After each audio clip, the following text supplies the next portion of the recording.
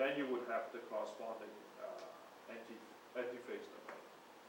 So there's an ambiguity in domain, and there's ambiguity in the local structure, because I cannot tell, I know the pattern, but I cannot tell the local structure from that, whether the atom actually sit in 4-4 hollow site or bridge site and so forth.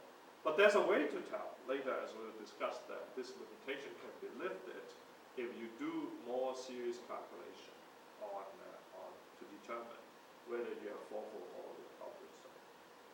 Okay, so that's another example of this. It's easier to expect to see. Okay, so today what I want to talk about, so we talk about this pattern problem. The other limitation is actually a physical limitation of how fast the electron beam is the way you generate the electron beam. Okay, so the second type of limitation. So we have pattern limitation due to just seeing the lead pattern.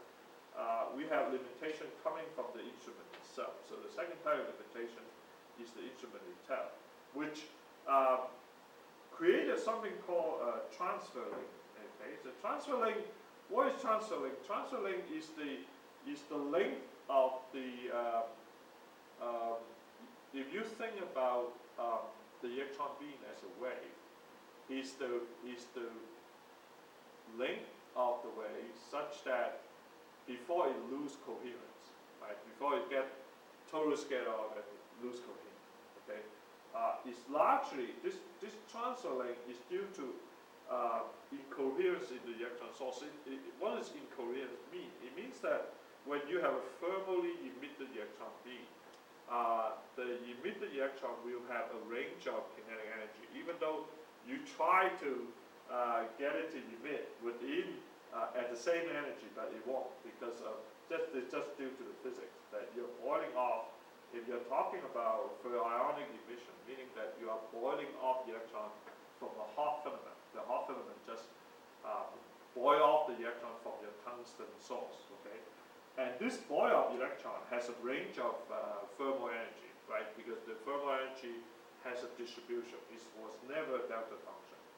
And this tiny thermal energy, usually of the order of 1 electron volt from your hot source, a tungsten filament, which is 3,000 degrees C normally, then the higher the thermal energy is, the range of energy, kinetic energy that you may have will become bigger.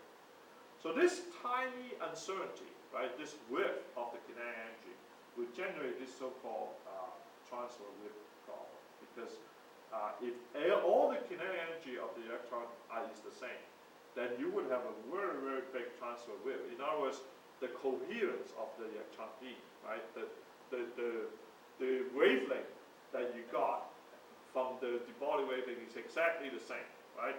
But if you have a kinetic energy which is slightly different kinetic energy, then also translate to a slightly different wavelength, right? So let me try to explain this.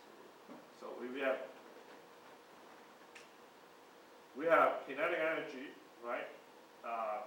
Let's say one energy, kinetic energy E1, that give me a wavelength, right? A de Broglie wavelength corresponds to this. Now I have kinetic energy plus a little uncertainty, delta E, because this is due to the way I emit my electron. The wavelength will be slightly different. The wavelength, because I can do de Broglie wavelength calculation, and it will be maybe a little bit with a little bit different wavelength, okay, different oscillation like this. Okay, you can see because I'm sending all these waves together, these two waves will interact with each other, and then eventually, at a certain point, they will destructively interfere, and then I will not have any wave anymore, right?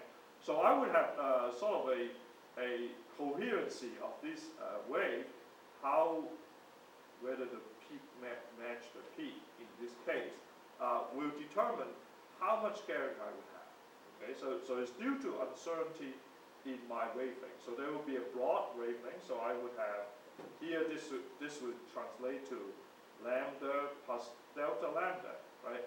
Beyond delta lambda, I would not get any wave anymore because they would destructively interfere, and then it's gone.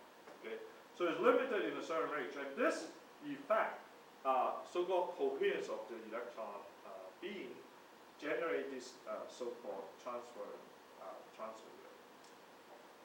Okay, and what we have then is that if you consider electron scattering, we can show the parallel component of this momentum transfer due to this transfer wave is the difference of these two, right? Because we're just using the diffraction formula that we discussed early on, right? And we can show that this transfer wave is exactly related to this inverse of this parallel momentum transfer. So the key here, transfer wave, related to the inverse of the momentum transfer difference between in and out objects. And so if you start out with this and you take the derivative of with respect to theta with respect to kinetic energy, right? Because this too depends on the divergence of the beam of the electron beam, which is theta, and then the uncertainty in the kinetic energy, which is E here. Then you can get a sense of the uncertainty contribution due to the divergence of the electron beam and divergence of your kinetic energy contribution to this transfer wave. And you can do this calculation, right? So I don't need to go into detail. So you can do this derivative, right? Which you write basically partial derivative of that, and then you can also write partial derivative of this. This should be 150 divided by E. There may be division missing in the notes there. And the upshot of all this calculation is that we can show the transfer wave due to uncertainty in the delta theta angle, right? Because there's a finite theta angle, and there's a finite accuracy in the kinetic energy beam. So you have, see, this depends on delta theta. This depends on delta E, which is the thermal energy of the electron beam. The width, right, uncertainty may be 0.8 eV to 1 eV.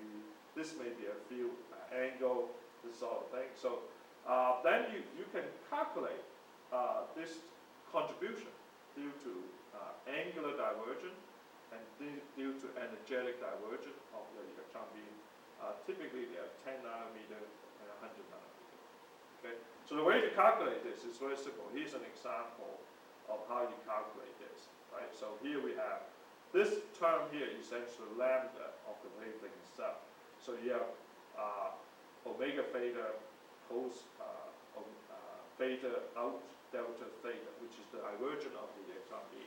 Divergence of the electron beam is typically 10 to the minus 2 radian, and then from this calculation you can estimate it's about 10 nanometer. Likewise, if you take the divergence of the electron beam in energy, this is typically your energy, kinetic energy of the electron beam is about 100 electron volt. Divergence is about half a electron volt, okay? And you get about 10 nanometer, 100 nanometer like this, okay? So this is an example. So this is simply caused by limitation on the way you create the electron beam itself. So that lead to, so what is the effect of this? It means that you have this imperfection in the instrument, and this limit the transfer length. In other words, you cannot tell, right? So when you tell me that I have a lead pattern 2x2 at a certain energy, I know that the domain that you're talking about would not be more than 100 nanometer, right? Simply because I know that once you go beyond 100 nanometer, your electron beam already lost coherency. You cannot define the wavelength of the electron beam anymore due to this non-coherence effect of the creation of the electron beam. So the best you can tell me is that within this 100 nanometer domain, you have a 2x2, right? So you cannot go larger than this. Right? So this is a problem. This is why it's a limitation. Is that it's not infinite. Right? When you say 2x2, it doesn't mean it's infinite. What you're sampling really is a pieces of domain add together, and each of these domains is no more than